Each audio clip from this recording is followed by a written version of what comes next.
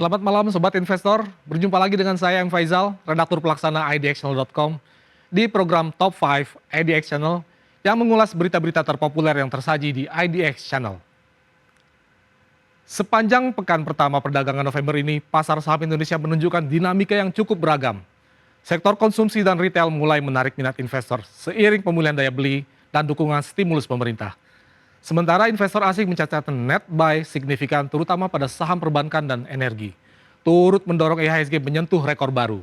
Di sisi lain, sejumlah nama besar di industri nasional kembali menjadi sorotan, mulai dari Wings Group yang memiliki 2 emiten terafiliasi di BEI, hingga daftar panjang perusahaan yang terkait dengan warisan bisnis Eka Cipta Wijaya lewat grup Sinarmas yang memiliki portofolio dari agribisnis hingga telekomunikasi. Dari sektor ekonomi digital, pemerintah mengonfirmasi adanya penjajakan merger antara Goto dan Grab.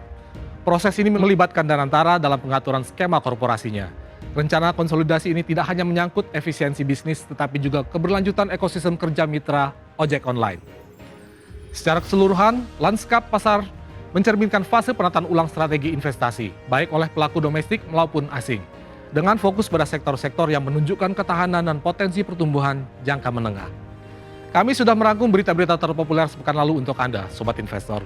Berikut Top 5 IDX Channel.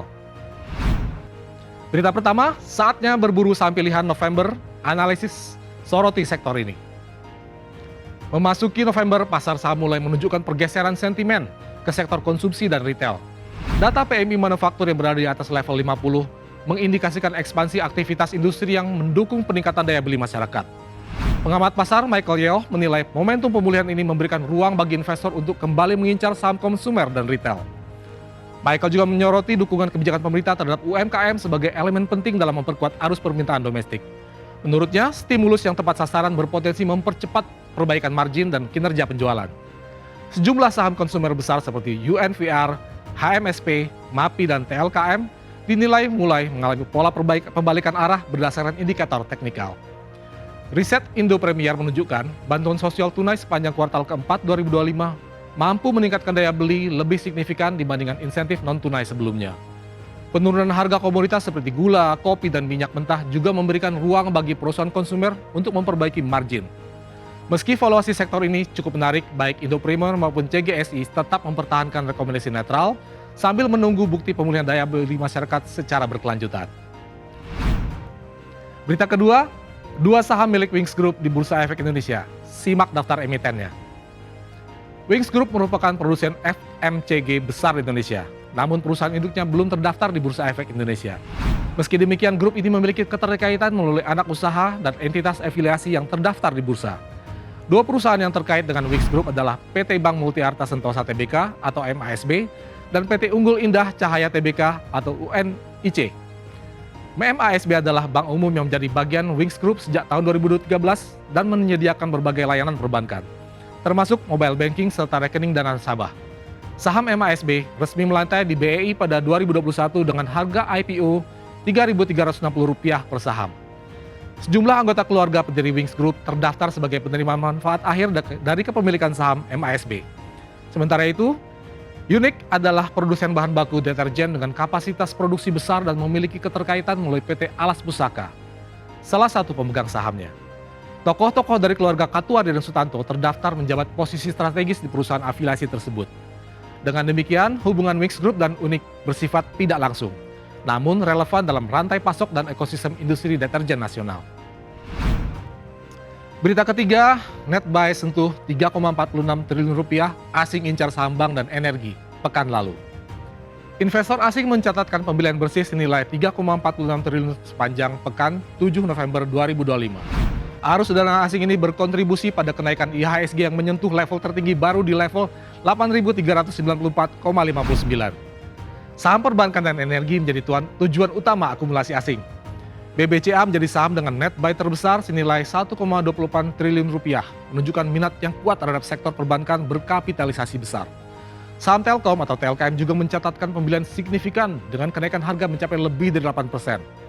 Barito Renewables atau Brand serta Petrosia atau PTRU turut diborong asing seiring sentimen positif energi terbarukan dan jasa pertambangan. Secara total, transaksi asing untuk pembelian mencapai Rp28,58 triliun, sementara penjualannya mencatat 25,13 triliun rupiah. Kapitalisasi pasar menguat 3,09% menjadi lebih dari 15.300 triliun rupiah. Namun aktivitas transaksi harian menurun, menunjukkan investor bersikap selektif di tengah rally pasar. Berita keempat, Istana ungkap rencana merger Goto dan Grab libatkan Danantara. Pemerintah mengonfirmasi bahwa Grab dan Goto tengah menjajaki proses penggabungan usaha. Mensesnek Prasetyo Hadi menyebutkan bahwa Badan Pengelola Investasi Danantara akan terlibat dalam pengaturan skema korporasi merger ini. Mekanisme penggabungan masih dibahas, apakah berbentuk merger langsung atau akuisisi. Rencana ini tidak hanya berfokus pada konsolidasi bisnis, melainkan juga menyangkut keseimbangan kepentingan pengemudi ojek online sebagai mitra kerja. Pemerintah ingin memastikan layanan tetap berkelanjutan, tarif terkendali, dan kontribusi platform terhadap ekonomi digital tetap terjaga. Ojol dipandang sebagai motor ekonomi perkotaan yang perannya strategis. Regulasi ojek daring dalam bentuk peraturan presiden masih dalam tahap penyempurnaan.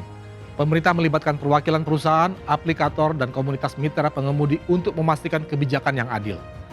Keputusan akhir terkait mekanisme merger diperkirakan akan diumumkan setelah perumusan regulasi rampung. Berita kelima, deretan saham milik Eka Cipta Wijaya, pendiri Sinarmas, ini daftar emitennya. Eka Cipta Wijaya merupakan pendiri konglomerasi Sinarmas yang memiliki usaha dari agribisnis hingga telekomunikasi. Di sektor pulp and paper, dua emiten besar yang terkait adalah Tekim dan INKP. Keduanya telah lama terdaftar di bursa. Produk mereka tidak hanya beredar di dalam negeri, tetapi juga diekspor ke pasar global. Pada segmen agribisnis, Sinarmas menaungi PT Sinarmas Agro Resources and Technology Tbk atau SMAR yang bergerak dari perkebunan hingga pengolahan minyak sawit. Sementara di segmen energi, terdapat PT Dian Swastatika Sentosa Tbk atau DSSA dan PT Golden Energy Mines Tbk atau GEMS yang fokus pada batu bara dan pembangkitan listrik. Kombinasi lini usaha ini menguatkan posisi grup di sektor komoditas strategis nasional. Di bidang properti, perusahaan seperti BSDE, Duti, dan Demas mengembangkan kawasan perkotaan dan kota mandiri. Pada sektor keuangan dan telekomunikasi, grup ini memiliki BSIM, SMMA, dan EXCL atau hasil penggabungan antara XL Axiata dan Smartfren. Meski Eka Cipta telah wafat pada tahun 2019, kendali dan pengembangan bisnis grup kini diteruskan oleh generasi penerusnya. Demikian Top 5 EDX Channel edisi kali ini, saya M. Faizal pamit undur diri. Harap diingat bahwa segala keputusan pembelian maupun penjualan saham sepenuhnya berada di tangan Anda, Sobat Investor. Pantau terus berita ekonomi, bisnis, dan pasar modal hanya di IDX Channel TV, idxchannel.com, dan media sosial IDX Channel. Sampai jumpa.